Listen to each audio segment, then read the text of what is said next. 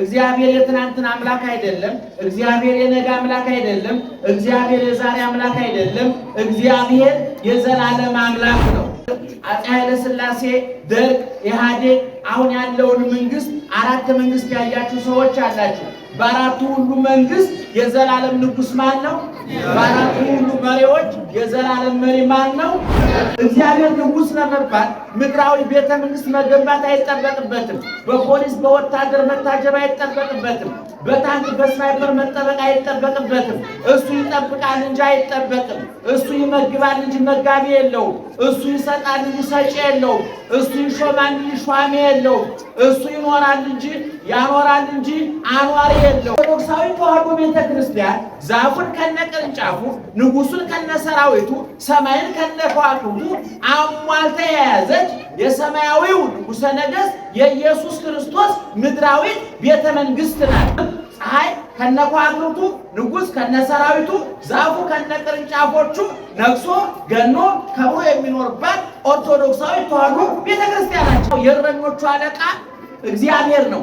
ሳር ሳይሆን ስጋውን ያበላል፣ ውሃ ሳይሆን ደሙን ያጠጣል፣ በበረት ሳይሆን በመንግስተ ሰማያት ያጎረን ያስገባል።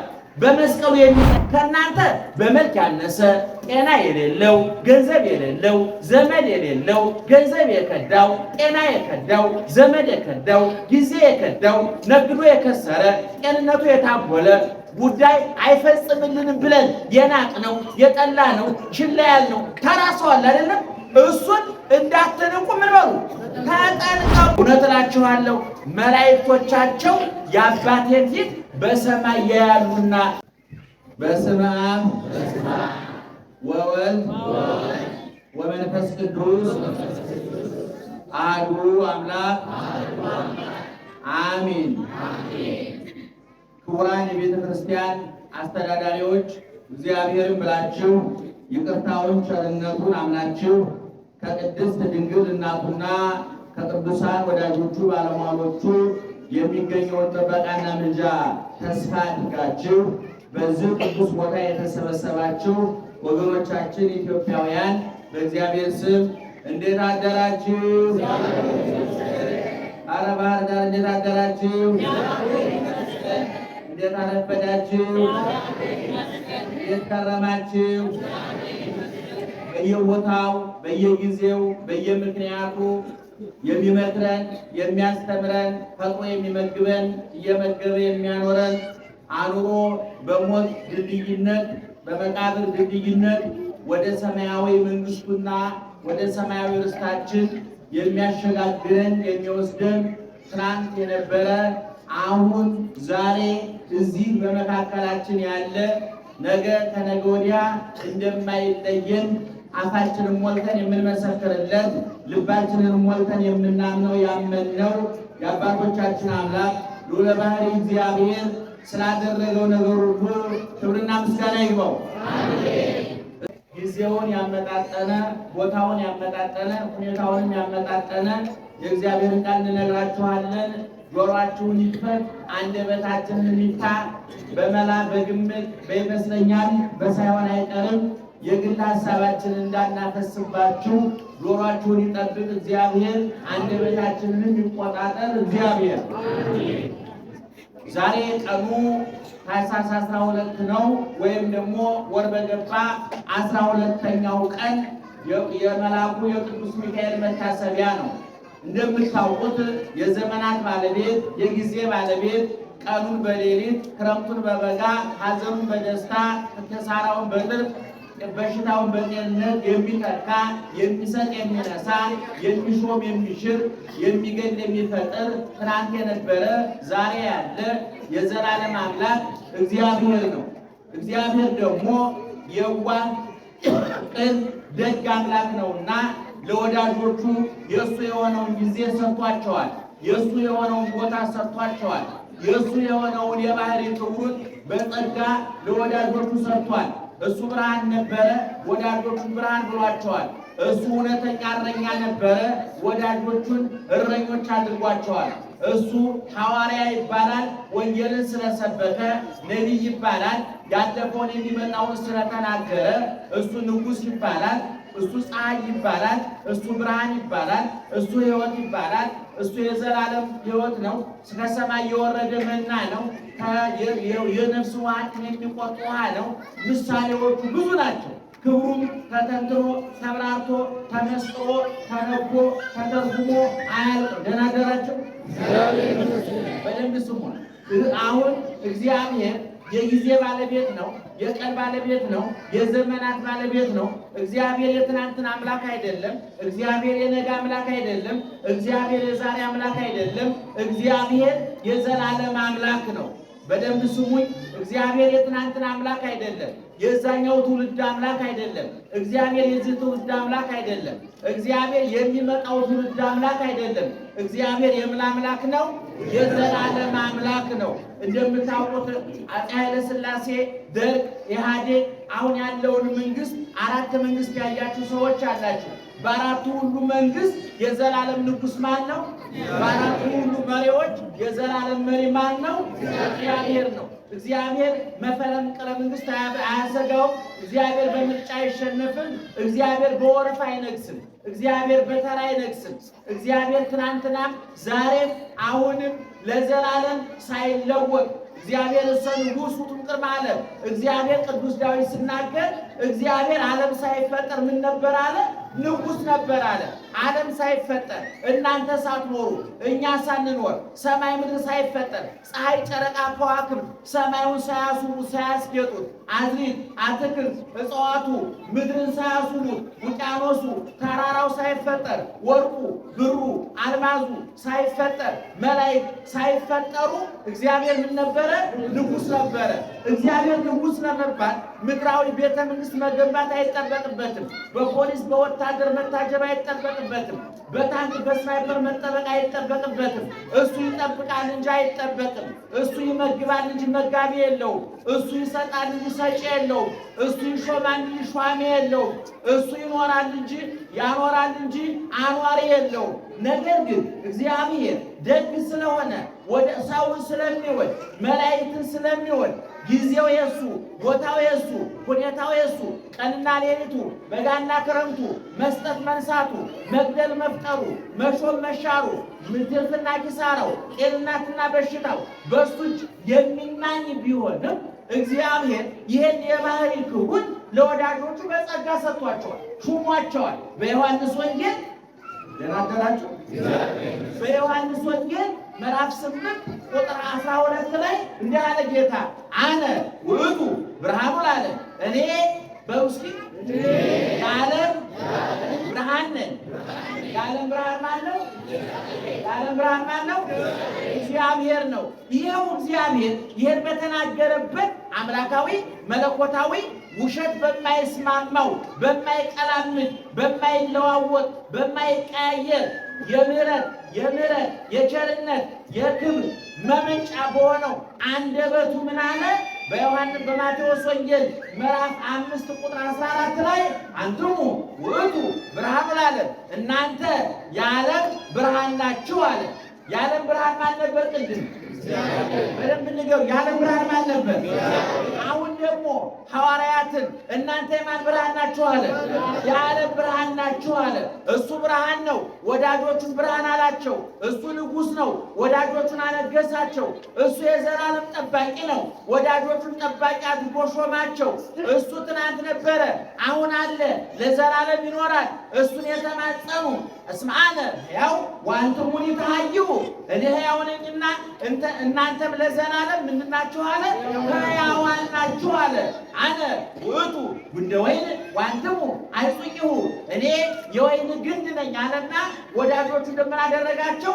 ቅርንጫፍ አደረጋቸው። እነ ቅዱስ ሚካኤል፣ እነ ቅዱስ ገብርኤል፣ እነ ቅዱስ ሩፋኤል፣ እነ ቅዱስ ራጉኤል፣ እነ ቅዱስ ፋኑኤል፣ እነ ቅዱስ ሱሪያል፣ ቅዱሳን ረቂቃን ኃያላን ሰማያውያን መላእክት በሕይወት ግንድ በእግዚአብሔር ላይ የበቀሉ ያበቡ ያፈሩ የለመለሙ በፀሐይ በጥላነታቸው ከኃጢአት ፀሐይ ከቃጠሎ የሚጠብቁ በጥላነታቸው ከሚዘንበው መቅሰፍት የሚጠብቁ በዛፉ ላይ የበቀሉ ለምለም መዓዛሆሙ ለቅዱሳን ከመ ጽጌ ደንጎና ሽታቸው እንደ በረሃ ሱፍ ሽታቸው፣ መዓዛቸው፣ ጠረናቸው የሚያውድ እነሱን ደግሞ ቅርንጫፍ አደረጋቸው። ስለዚህ ኦርቶዶክሳዊ ተዋሕዶ ቤተ ክርስቲያን ዛፉን ከነቅርንጫፉ፣ ንጉሱን ከነሰራዊቱ፣ ሰማይን ከነከዋክብቱ አሟልታ የያዘች የሰማያዊው ንጉሠ ነገሥት የኢየሱስ ክርስቶስ ምድራዊት ቤተ መንግሥት ናት። የጌቶቹ ጌታ የነገሥታቱ ንጉሥ እግዚአብሔር የነገሰባት ቤተ መንግሥቱ የጸጋ ዙፋኑ ሥጋውን የሚያበራባት ደሙን የሚያጠጣባት ዘላለማዊት ሆቴላችን የሚፈውስባት ዘላለማዊት ሐኪም ቤታችን እንባችን የሚያብስባት ማመልከቻችን የሚቀበልባት ሰማያዊት መስሪያ ቤቱ ኦርቶዶክሳዊት ተዋሕዶ ቤተ ክርስቲያን ናትና ኦርቶዶክሳዊት ተዋሕዶ ቤተ ክርስቲያናችን ግንዱን ይዛ ቅርንጫፉን አትገነጥልም። ንጉሱን ይዛ ሰራዊቱን አታባርርም። ፀሐዩን ይዛ ከዋክብቱን አታባርርም። ፀሐይ ከነከዋክብቱ፣ ንጉስ ከነሰራዊቱ፣ ዛፉ ከነቅርንጫፎቹ ነግሶ ገኖ ከብሮ የሚኖርባት ኦርቶዶክሳዊ ተዋሕዶ ቤተክርስቲያናችን ናት። የዚች ቤተክርስቲያን ልጆች ያደረገን እግዚአብሔር ክብርና ምስጋና ይግባው። አሜን።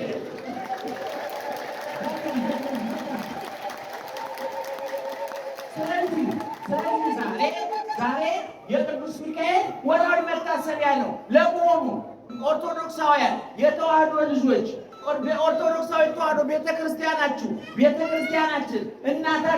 እናታችን መላእክትን ጽላት ቀርጻ ቤተክርስቲያን አንጻ ድርሳናቸውን ጽፋ መልካቸውን በውዳሴዋ በቅዳሴዋ በማህሌቷ በሰዓታቷ በስብከቷ በቅኔዋ በትርጓሜዋ መላእክትን የምታነሳሳው የምታወሳው ምን ስላደረጉልን ነው? ወይስ ደግሞ ማን ስለሾማቸው ነው? ምእመናን ይሄንን አበጥራችሁ ልታውቁ ይገባል። ምእመናን ኦርቶዶክሳዊ ተዋሕዶ ቤተክርስቲያናችን በውሃ ልኳ በክርስቶስ ላይ የቆመች ውሃ ልኳና መሰረቷ ክርስቶስ፣ መደምደሚያዋና ጉልላቷ ክርስቶስ፣ መነሻዋ መድረሻዋ ማዕከሏ ክርስቶስ ነው። ክርስቶስ የመሰረታት ቤተክርስቲያን ደግሞ ክርስቶሳውያንን አቅፋ የመያዝ ግዴታ አለበት። ይህ አማራጭ አይደለም። ይህ አማራጭ አይደለም። ስለዚህ እነ ቅዱስ ሚካኤል እስኪ ስለ መላእክት እንደው አንድ ሁለት ሶስት ጥቅሶች እንገራችሁ። በመጀመሪያ ደረጃ ኦሪት ዘፍጥረት ምዕራፍ 1 ላይ የዓለምን አፈጣጠር ሲናገር ሙሴ በጻፉ መጽሐፍ ቅዱስ ነው እየነገርኳቸው ያለውን መላእክት መቼ ተፈጠሩ፣ ከምን ተፈጠሩ የሚለውን ዝርዝር ጉዳይ አይናገርም። ደህና አደራችሁ። የመላእክትን አፈጣጠር ዝርዝር ጉዳይ አይናገርም። እኔ ብዙን ጊዜ ስንናገር ሌሎች ሰዎች ደማቸው ይፈላል እንጂ መጽሐፍ ቅዱስ የመረጃ መጽሐፍ የእውቀት መጽሐፍ ለመሆን መደጎም አለበት ብለን እናምናለን። በደንብ ስሙኝ፣ መደጎም አለበት ብለን እናምናለን። የትውፊት መጻሕፍት የምንላቸው መጽሐፍ ቅዱስን መነሻ አድርገው ከመጽሐፍ ቅዱስ ተቆጥረው የተጻፉ የመጽሐፍ ቅዱስ ማብራሪያ የምንላቸው ኦርቶዶክሳዊ ተዋሕዶ ቤተክርስቲያን የምትጠቀምባቸው መጻሕፍት አሉ። እነዚያ መጻሕፍት ዓላማቸው ምንድን ነው ካላችሁኝ፣ መጽሐፍ ቅዱሱን ሙሉ የመረጃ መጽሐፍ ማድረግ ነው። የእውቀት መጽሐፍ ማድረግ ነው። አሁን ቅድም እንዳልኩት መላእክትን የፈጠረ ማን ነው? መላእክትን የፈጠረ ማን ነው? አንተን፣ አንቺን፣ እኔን የፈጠረ ማን ነው? ይሄን ሁሉ የፈጠረ ማን ነው? ይሄ በኦሪት ዘፍጥረት ምዕራፍ 1 ላይ በሚገባ ተጽፏል። የሚገርማችሁ ፀሐይ፣ ጨረቃ፣ ከዋክብት ረቡዕ ተፈጠሩ። አዝርዕት፣ እጽዋት፣ አትክልት ማክሰኞ ተፈጠሩ። በባህር ውስጥ ያለው ሐሙስ ተፈጠረ። በየብስ ያለው ዓርብ ተፈጠረ። ይሄ ነፋሱ፣ እሳቱ፣ ፀሐዩ፣ አፈሩ፣ መሬቱ፣ ጨለማው፣ መላእክት እነዚህ ሰኞ እሑድ ተፈጠሩ ብለን እንናገራለን በቤተ ክርስቲያናችን የሥነ ፍጥረት ትምህርት መሰረት። ነገር ግን መላእክት መቼ እንደተፈጠሩ ከምን እንደተፈጠሩ መጽሐፍ ቅዱስ አይናገሩም። ምእመናን መጽሐፍ ቅዱስ ስለ መላእክት አፈጣጠር አልተናገረም ማለት መላእክት የሉም ማለት ነው? እየሰማችሁ ነው? መላእክት የሉም ማለት ነው? መላእክት የሉም ማለት ነው? ለምሳሌ መጽሐፍ ቅዱስ ውስጥ እንጀራ ከጤፍ ነው የሚጋገረው የሚል አለ? ግን እንጀራ እንበላለን አለ። በርበሬ የሚል መጽሐፍ ቅዱስ በብዛት አለ? ግን በርበሬ እንበላለን አልበላም? ሁልጊዜ ሰዎች እንደው ሁሉም ነገር እዛው ላይ ሰፍሮ እንዲገኝ ይፈልጋሉ። ጅል ሰዎች፣ የዋህ ሰዎች። አሁን ልብ አድርጉ። መላእክትን የፈጠረ እግዚአብሔር ነው ብለናቸዋል። የሥነ ፍጥረት መጽሐፍ ደግሞ ኦሪት ዘፍጥረት ነው። እዛ ላይ የለም። የሚገርማችሁ ግን ምዕራፍ 1 እና 2 አልፋችሁ ምዕራፍ 3 ኦሪት ዘፍጥረትን ስታነቡ አዳም ከገነት ከተባረረ በኋላ የገነትን በር እንዲጠብቁ የታዘዙት መላእክት ናቸው። ሰምታችሁኛል? ወአዘዞሙ ለሱራፌል ወኪሩቤል ዘውስተ እዴዊሆሙ ሰይፈ እሳት። ገነትን አዳም ተመልሶ እንዳይገባ የገነትን በር እንዲጠብቁ ታዘዙ። እነማን መቼ እንደተፈጠሩ ነግሮናል? ከምን እንደተፈጠሩ ነግሮናል? አልነገረንም። ለዚህ ነው መጽሐፍ ቅዱስ የዝርዝር ጉዳዮች ማብራሪያ መጽሐፍ አይደለም፣ የትንታኔ መጽሐፍ አይደለም፣ የማብራሪያ መጽሐፍ አይደለም፣ የሕይወት እንጂ የእውቀት መጽሐፍ ብቻ አይደለም። የእውቀት መጽሐፍ እንዲሆን መደጎም ባለበት ነገር መደጎም አለበት። ስለዚህ ምዕራፍ 3 ላይ የገነትን በር እንዲጠብቁ የታዘዙ እነማን ናቸው? መላእክት ናቸው። ስለዚህ ኦርቶዶክሳዊ ተዋሕዶ ቤተክርስቲያን መላእክትን ማን ፈጠራቸው ብላ ታምናለች? እግዚአብሔር። ማን ያዛቸዋል ብላ ታምናለች? እግዚአብሔር። በኦሪት ዘፍጥረት ምዕራፍ 3 ላይ ነው ለመጀመሪያ ጊዜ ስለ መላእክት መረጃ የተገኘው። ከዛ በኋላ ግን በመጽሐፍ ቅዱስ ሙሉ በሙሉ በሚባል ሁኔታ ስለ መላእክት ይናገራል። ለምሳሌ እንዲያው ባጭሩ ኦሪት ዘጸአት ምዕራፍ 23 ቁጥር 20 ላይ ስትመለከቱ ወዳዘጋጀውልህ ምድር መርቶ ያደርስህ ዘንድ መላኬን በፊትህ እልካለሁ ይላል። እግዚአብሔር በሙሴ አማካኝነት ለእስራኤል ሲነግራቸው ወዳዘጋጀውልህ ምድር ማለት ወደ እስራኤል ወደ ምድረ ርስት እስራኤል ከግብፅ ሲወጡ የሚመራቸው 3 አካላት ነበሩ። በዋናነት መሪ እግዚአብሔር ነው። ከዛ ቀጥሎ ቅዱስ ሚካኤል ነው። ከዛ ቀጥሎ ሙሴ ነው። እግዚአብሔር ቅዱስ ሚካኤልን ያዛል፣ ቅዱስ ሚካኤል ሙሴን ያግዛል። ይሄ መጽሐፍ ቅዱስ ያለውን እየነገርናቸው ነው። ወዳዘጋጀውልህ ምድር መርቶ ያደርስህ ዘንድ ማንን እልካለሁ አለ? መላኬን እልካለሁ።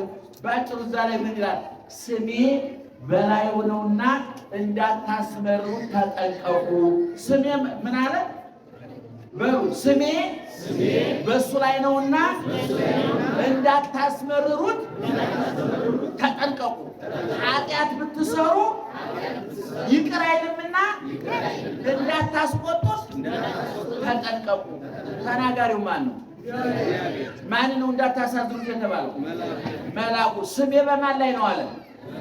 አቤት ሚካ ጨርሱት።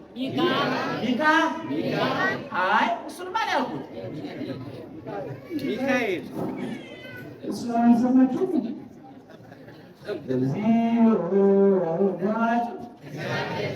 ሚካ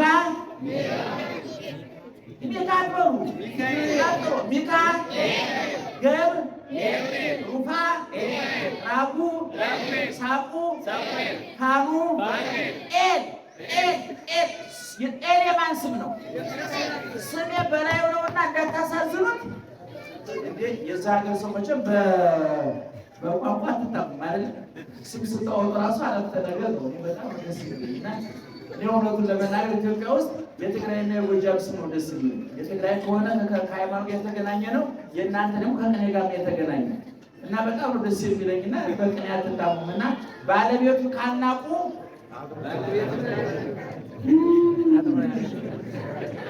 ባለቤቱን ካልናቁ ለምሳሌ በራችን ላይ መጥቶ አንድ ልጃችሁን አንተ የጅል ልጅ ብለው ማን ነው የተሳደቡ? ልጁ ነው አባቱ? አቤት አባቱ ነው አይደል? እናቶቻችን በገጠር ታስታውሳላችሁ። መቼም ባልን መናገር በከተማም ወንጀል ነው። ግን ባላችሁን ለመናገር ስትፈልጉ ማን ነው የምትሳደቡ? አቤት አቤት አንተ የጠማማ ልጅ በልጁ በኩል ለማን ይድረስልኝ? ወይም ደግሞ ልጅ ከሌለ ደግሞ በሬው ወይ ጥጃዋል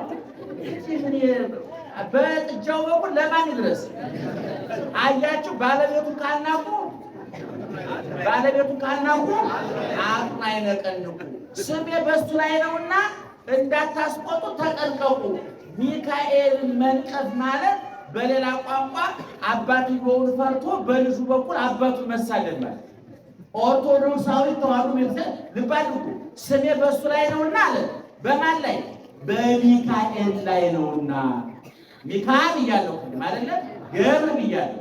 አሁን ለምሳሌ እኔ እሸቱ ብሎ ፈርስትኔም ነው፣ አለማየሁ ሚድልኔም ነው፣ እሸቴ ላስትኔም ነው። አሁን ሚካኤል ሚድልኔሙ ላስትኔሙ እግዚአብሔር። እየሰማችሁ ነው? ምክንያቱም መላእክት አባት አላቸው ጎበዝ። መላእክት አባት አላቸው ወይ?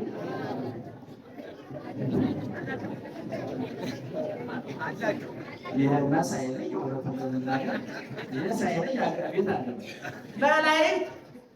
መላእክት እኔና እናንተ ሴትና ወንድ ተጋብተው እንደሚወልዱ ነው የተወለዱት? አቤት መላእክት አባት አላቸው? እናት አላቸው? አባታቸው ማን ነው? እናታቸው ማን ነው? እግዚአብሔር ነው። ስለዚህ ሚካኤልን የአባትህ ስም ማን ነው ቢባል ማን ነው የሚለው? አንተ ማን ነው? ስም አንተ ስም ማን ነው? ማርሸት የአባትህ ስም ነጋሽ። አየህ አሁን አንተ የአንተ አባት አቶ ነጋሽ ናቸው አይደል? አሁን ሚካኤል ስም ማን ነው ብትለው ሚካኤል አባት ብትለው ማን ነው የሚለው? አባት አለው የለው? ስሜ በእሱ ላይ ነውና ማለት አባቱን የኔ ማለት ነው። አያችሁ። ስለዚህ ኦርቶዶክሳዊ ተዋሕዶ ቤተክርስቲያን መላእክትን የምታከብር ማን ስላከበራቸው? እግዚአብሔር ስላከበራቸው ነው። ሌላው በመዝሙረ ዳዊት 90 ቁጥር 8 ጀምራችሁ አንብቡት። ክፉ በሉ አንድ ላይ ወደ አንተ አይቀርብም። ምን አይሆንም? ወደ ማን?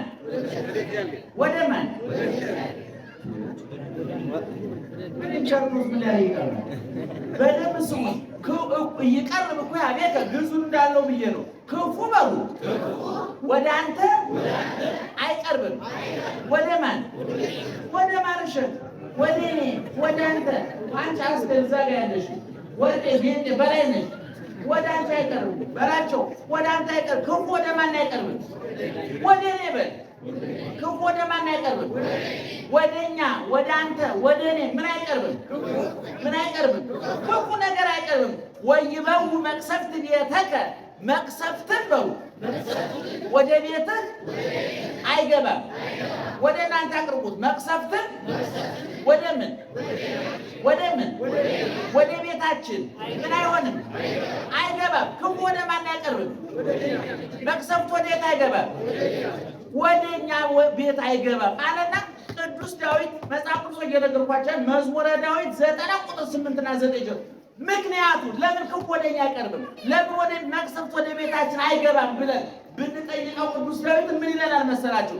እስመ ለመላእክቲሁ ይእዝዞሙ በእንቲአከ መላእክቱን ስላንተ ምን ያደርጋቸዋል? ያዛቸዋልና። ክፉ ወደ ማን አይቀርብም? መቅሰፍት ወደ ማን አይገባም? ለምን? መላእክቱ ስለማን ያዛቸዋል? ስለአንተ፣ ስለአንቺ፣ ስለኔ፣ ስለኛ ላመኑበት ሁሉ ምን ያደርጋቸዋል? ያዛቸዋል። ከመ ይዕቀቡከ በኩሉ ፍናዊከ በመንገድ ሁሉ ምን ያደርጉ ዘንድ? ይጠብቁ ዘንድ። እንዴት ደስ ይላል! በመንገድ ሁሉ ይጠብቁ ዘንድ። ወበእደዊሆሙ ያነስኡከ በእጆቻቸው ምን ያደርጓል? ያነሱሃል ብትወድቅ። ከመ ይትተዓቀብ በእብን እግርከ እግርህ እንዳትሰነካከል ይጠብቁሃል። እነማን ናቸው የሚጠብቁ? እነማን ናቸው? ማን አሰማርቷቸው? ማን አዟቸው? እስኪ አሁን ለምሳሌ ከእናንተ ብዙ በጎች ያሉት ሰው ልጅ የሚጠብቅ ከሌለው ምን ይቀጥራል? እረኛ የሚቀጥረው ለእረኛው አስቦ ነው ለበጎቹ? አቤት ለበጎቹ አስቦ ነው። እኛ የክርስቶስ በጎች ነን። ዋናው የእረኞቹ አለቃ እግዚአብሔር ነው። ሳር ሳይሆን ስጋውን ያበላል፣ ውሃ ሳይሆን ደሙን ያጠጣል፣ በበረት ሳይሆን በመንግስተ ሰማያት ያጎረን ያስገባል፣ በመስቀሉ የሚጠብቀን እረኞች። እኛ የማን በጎች ነን? የክርስቶስ እረኞች። ማንን አሰማራልን? መላእክትን አሰማራልን። የመጨረሻ የማቴዎስ ወንጌል ምዕራፍ 18 ቁጥር 10 ላይ ደግሞ እንዲህ ተብሎ ተጻፈ። ውቁ ይታስተሐቅርዎሙ ለአሐዱ እምሉ ንዑሳን ይታስተሐቅርዎ ከነዚህ ከታናናሾቹ በደንብ ስሙ። ከነማን? ከነዚህ ከታናናሾቹ አንዱን እንኳን እንዳትንቁ ተጠንቀቁ። ከነማን ምኑን እንዳትንቁ? ትንንሽ ማለት ከእናንተ በመልክ ያነሰ ጤና የሌለው ገንዘብ የሌለው ዘመድ የሌለው ገንዘብ የከዳው ጤና የከዳው ዘመድ የከዳው ጊዜ የከዳው ነግዶ የከሰረ ጤንነቱ የታጎለ ጉዳይ አይፈጽምልንም ብለን የናቅነው የጠላነው ችላ ያልነው ተራ ሰው አለ አይደለም? እሱን እንዳትንቁ ምን በሉ ተጠንቀቁ አለና ጌታ ምን አለ? ይገርመኛል። እብለክሙ ከመ መላእክቲሆሙ ይሬኡ ወትረ ገጾ ላዌ ዘበሰማያት። እውነት እላችኋለሁ መላእክቶቻቸው የአባቴን ፊት በሰማይ ያያሉና። መላእክቶቻችሁ የእነማን መላእክት? አቤት የሚነግስ የእነማን መላእክት? አቤት እንዳትንቁ ተጠንቀቁ የተባለው እነማን ነው? ታናናሾቹ ነው አይደለም? የእነሱ ምኖቻቸው መላእክቶቻቸው በሰማይ የማንን ፊት ያያሉ? የእግዚአብሔርን ፊት ያያሉ። አሁን አንተ ለምሳሌ በጣም ሁሉ ጊዜ እናገረዋለሁ። አሁን ሰርግ ስታዘጋጁና ሰው ስትጠሩ ሁሉ ሰው ሁሉ ነው የምትጠሩ? ንገሩኝ። ሀብታም ከሆነ መኪና ያለው ከሆነ ከሁሉ አስቀድሞ ለማን ነው የሚደርሰው? ለዛ ሰውዬ ነው። እንዳይረሳው እንደውም ባገኘነው ቁጥር አቶ እንትና እንዳይረሱ እንግዲህ እያሳሳቀ እንቀሰቅሰዋለን። ለምን? ቆርቆሮ አለዋ መጥቶ ገንዘብ ጣል ያደርጋላ። ትኩረት ሰጠን። አንዳንድ ሰዎች ደግሞ አሉ ቢመጡም ጥሩ ነው፣ ኧረ ቢቀሩም ችግር የለም የምንላቸው ሰዎች አሉ። ትኩረት የማሰጧቸው አሁን ለቅሶዬን በላኝ ብላችሁ ስሙን ያጠፋችሁ እሱ የለም? እንደዛ ሆኖ ለቅሶ ሳይደርሳችሁ ቀርቶ ትኩረት የነሳችሁ እሱ የለም? ቢመጣም ቢቀርም ትርጉም የሌለው ብለን እነዛን ሰዎች አትናቋቸው፣ ትኩረት ስጧቸው አለ ጌታ። ለምን? እናንተ ብትንቋቸውም መላእክት የነሱ ዘበኞቻቸው ናቸው፣ ጠባቂዎቻቸው ናቸው። ዛሬ ባለስልጣኖች በምን አጀብ እንደሚሉ ታውቃላችሁ አይደለ? ብዙ መኪና እነሱ አንዱ መኪና ውስጥ ነው 5-6 መኪና አጅቦ ይሄዳል። ወታደር ፖሊስ አጅቦ ይሄዳል። እነዚህ የተናቁት ሰዎች ጤና የጎደላቸው የከሰሩ ዘመድ የከዳቸው ዓለም የከዳቸው ቀን የጨለመባቸው ትኩረት የማንሰጣቸው ሰዎች አጃቢ አላቸው። እግዚአብሔር ግን የሚለን የእነዚህ ሰዎች አጃቢዎች የሰለጠኑ ፖሊሶች ቅልብ ወታደሮች አይደሉም። መላእክት ያጅቧቸዋልና ልብ አድርጉ እንዳታንቋሽሿቸው ነው የሚሉት። ጠባቂ መልአክ አላቸው ማለት። ስለዚህ ምዕመናን ጠባቂ መልአክ አለን የለንም? ማን አሰማርቶልን? እግዚአብሔር አሰማርቶ። ስለዚህ ኦርቶዶክሳዊ ተዋሕዶ ቤተክርስቲያናችን ለመላእክት ቦታ ሰጥታ ስለ ሚካኤል ስለ ገብርኤል የምናስተምረው እግዚአብሔር ስላዘዘ ነው። መጽሐፍ ቅዱስ ስላዘዘ ነው። ሐዋርያው ቅዱስ ጳውሎስ በዕብራውያን 1:14 ላይ ወመላእክትሰ መንፈስ እሙንቱ፣ መላእክት ምንድናቸው ትለኝ እንደሆነ መላእክትማ ለይትፈነው ለመልክ በእንተ እልሃለውም ይረሱ ሕይወተ ዘላለም፣ የዘላለም ሕይወትን ለመውረስ የተዘጋጁ ክርስቲያኖችን ለማገዝ ለመርዳት ለመላላክ የተፈጠሩ የተዘጋጁ ረቂቃን መናፍስት ናቸው ይላል። ስለዚህ ካወቅንበት መላእክት ተላላኪዎቻችን፣ አገልጋዮቻችን፣ ዘበኞቻችን፣ ጠባቂዎቻችን ናቸው። ካላወቅንበት ደግሞ አጥፊዎቻችን ናቸው። ሰይፈ መዓትም አላቸው፣ ሰይፈ ምሕረትም አላቸው። እንግዲህ ይህን ያልተተናገር ይበቃል። የቁርስ ሰዓት እያለፈ የሚበላ ካለ ቢያንስ የሚበላ ባይሆን ቤታችሁ አራት ትላላችሁ። የዚህ ማስረዘም የለብንም። በበኩሌ ጨርሻለሁ። የመከረን ያስተማረን አባታችን ክብርና ምስጋና